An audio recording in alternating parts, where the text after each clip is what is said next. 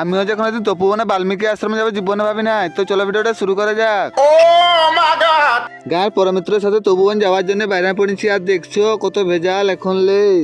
আর রাস্তার ভিউটা দেখছো কত সুন্দর।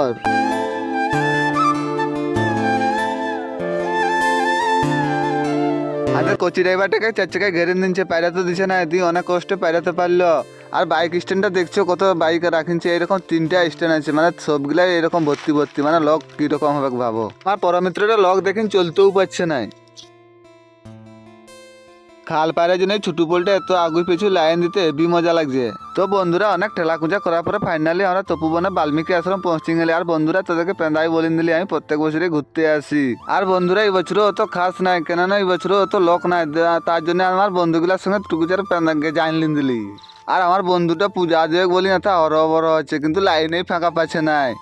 আর বন্ধুরা দেখা হোক পার্ট 2 ভিডিও, তোদেরকে সুস্থ থাকবে, ভালো থাকবে।